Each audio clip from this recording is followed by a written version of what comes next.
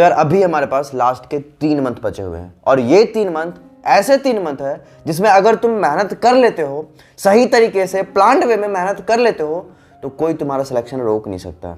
और अगर तुम्हारे अंदर छोटा सा भी डाउट होगा ना कि भैया मेरा सिलेक्शन नहीं होगा, भैया मेरा सिलेबस बहुत छूटा हुआ है, भैया मेरा सिलेबस कंप्लीट नहीं हुआ है, भैया मेरे मॉक टेस्ट में मार्क्स नहीं आ रहे हैं, कैसे आएंगे, हर एक चीज़ तुम्हारे इस वीडियो को देखने के बाद क्लियर हो जाएगा।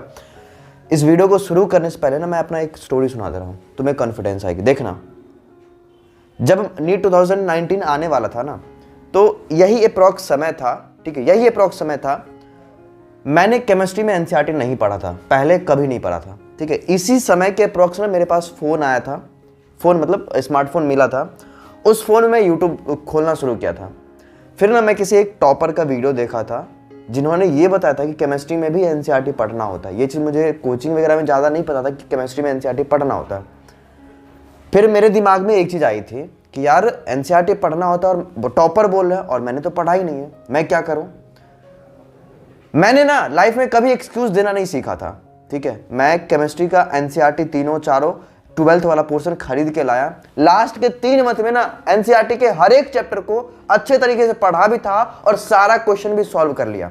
अगर उस समय मैं ये सोच लेता कि यार अब तो समय बहुत कम है, पॉसिबल नहीं है, कैसे करेंगे, तो शायद मेरा केमिस्ट्री में 165 मार्क्स नहीं आता आउट ऑफ 180। और मैं गर्व के साथ ये चीज़ बोल रहा हूँ कि मैंने लास्ट के 3 मंथ में भी 3 मंथ में ही वो केमिस्ट्री वाला पोर्शन को सही किया था एनसीईआरटी पढ़ के। और मुझे ये चीज़ नीट देते समय फील हुआ, यार सच मैंने सही किया जो एनसीईआरटी पढ़ लिया था। एक्सक्यूज देना मैं नहीं जानता हूँ और आई होप कि तुम भी उसी कैटेगरी में से स्टूडेंट होंगे जो एक्सक्यूज कभी नहीं देना चाहते होंगे, ठीक है।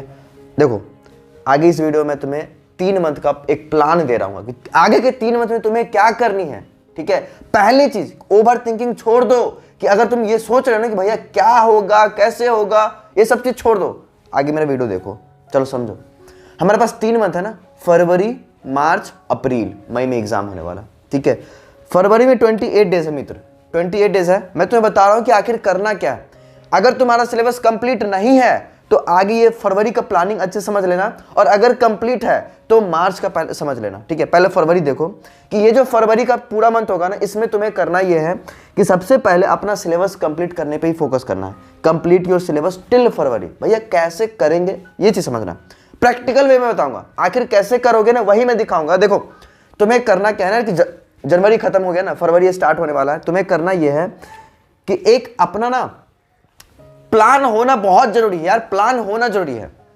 पेपर निकालो, पेपर पे सारे चैप्टर्स के नाम नोट कर लो। मैं तुम्हें बता रहा हूं, जब मेरे कोचिंग के क्लासेस खत्म हो गए थे ना, मैं बस से ट्रेवल कर रहा था, लास्ट के दिन था कोचिंग का, बस से रूम आ रहा था ना, मैं बस में सोचा यार कि आगे अब क्या करना है। मैंने यही किया था, मैं बस में प्लान कर रहा था यार कि अब मुझे कैसे कैसे करना है। मुझे बताने वाला कोई नहीं था।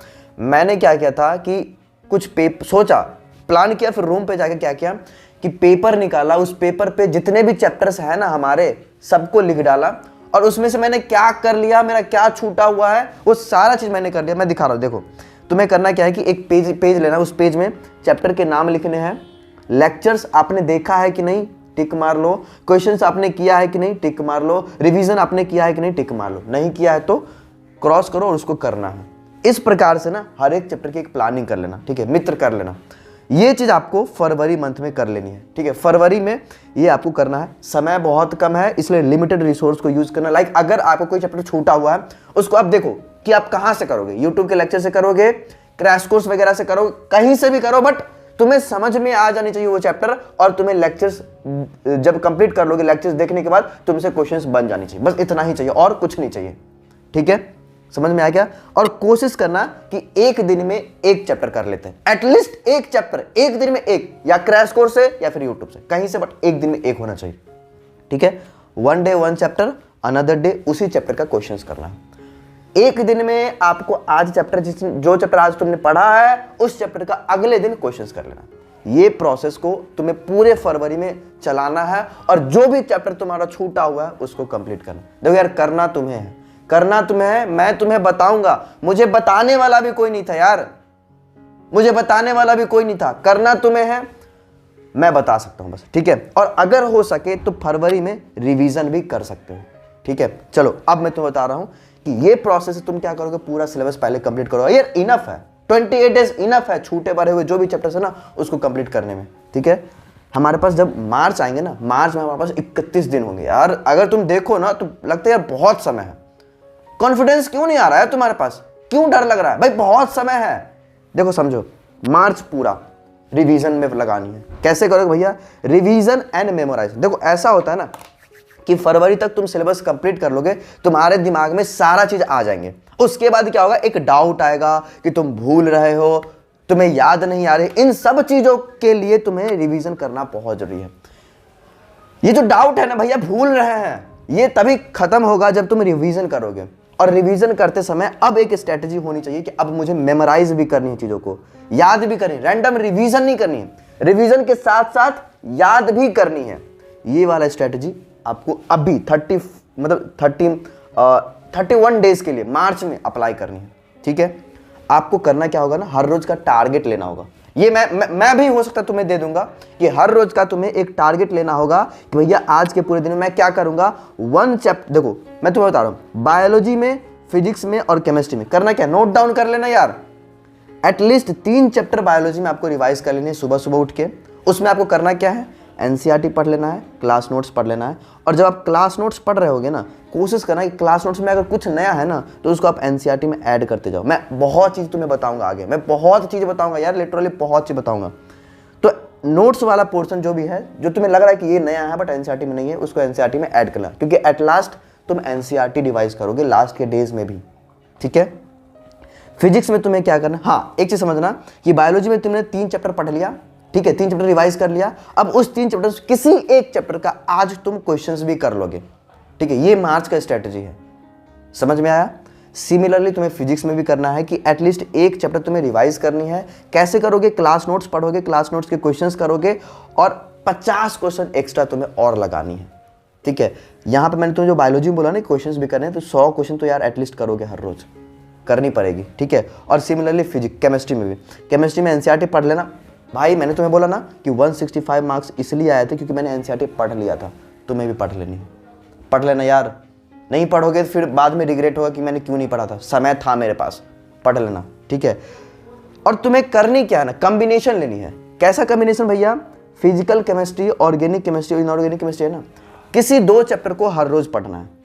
एक फिजिकल का ले लिए तो दूसरा ऑर्गेनिक का, अगर एक ऑर्गेनिक का दूसरा इनऑर्गेनिक का। मैंने बहुत कुछ बता रखा है कि आखिर ऑर्गेनिक केमिस्ट्री कैसे पढ़ना है, इनऑर्गेनिक कैसे पढ़ना है।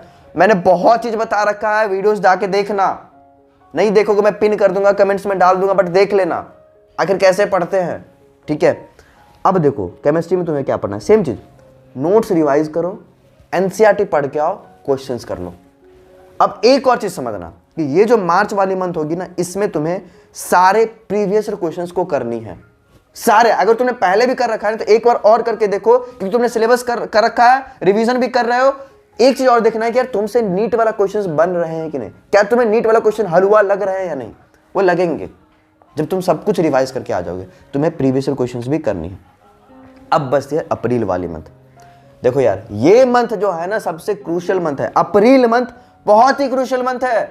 ये इसमें तुम्हें बहुत डिमोटिवेशन भी होगी, तुम बहुत लो फेज में भी जाओगे, लेकिन तुम्हें उसके बाद भी तुम्हें ये करनी है कि 1 डे 1 यूनिट, एक दिन में तुम्हें 1 यूनिट रिवाइज करनी है। ये मैं भी करता था भाई, एक दिन में पूरा 1 यूनिट कर रहे हैं। फिर क्या होगा कि धीरे धीरे तुम उसी यूनिट को और शॉर्ट ड्यूरेशन में कम करते जाओगे ना, कम समय में और रिवाइज कर लें, कम समय में अच्छे तरीके से रिवाइज कर लें।